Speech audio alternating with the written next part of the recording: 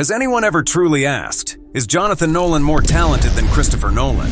Well, it might be a topic worthy of debate because even though the elder Nolan brother cleaned up at the Oscars for Oppenheimer, the younger sibling is establishing himself as a force to be reckoned with in Hollywood. It was 2000's Memento that put Christopher Nolan on the map as a filmmaker.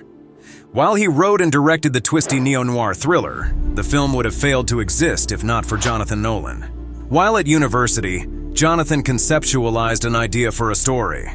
He told his brother about it, and Christopher encouraged him to write it. After Jonathan sent Christopher a draft of a short story titled Memento Mori a few months later, the elder Nolan decided to adapt it into a screenplay for a movie, and the rest is history. This would kick off a number of award-winning collaborations between the brothers, which saw Jonathan contribute to the screenplays for The Dark Knight, The Dark Knight Rises, The Prestige, and Interstellar. In addition, Jonathan played a part in the screenplay for Batman Begins, even though his efforts went uncredited because of Hollywood's weird rules for screenplay credits.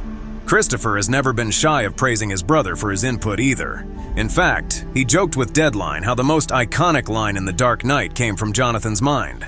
"It kills me because it's the line that most resonates," Christopher said. And at the time, I didn't even understand it. He says, "You either die a hero or you live long enough to become the villain." I read it in his draft and I was like, all right, I'll keep it in there, but I don't really know what it means. Is that really a thing?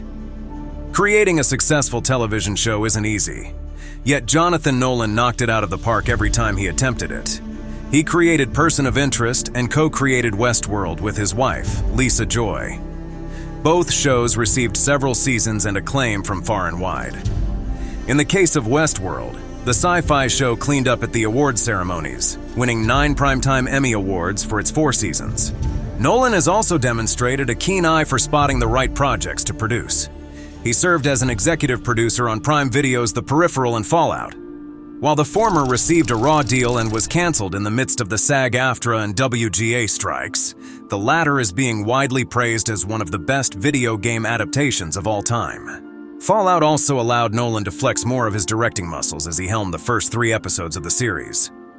As it turns out, he reached out to his brother for advice too. "There never has been anything that either of us have worked on that we haven't shown each other and talked about," Jonathan told Forbes. "I think getting a gut check from him is an essential part of any project that I'm working on."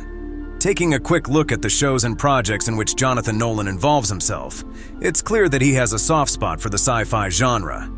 After the successes of Westworld and Fallout, it's more than likely he will receive more offers for shows and films in the future. But what about him directing his own big blockbuster feature? At some point, it's bound to happen. In fact, it would be interesting to see how Nolan would approach established lore like The Matrix, or to see which other William Gibson stories he could bring to life. Whichever way, watch this space, because Nolan won't just be doing television forever. As it stands, Christopher Nolan might be the better known and more revered brother in Hollywood.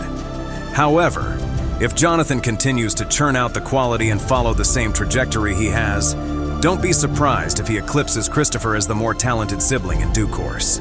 Tell us, is Jonathan Nolan more talented than Christopher Nolan?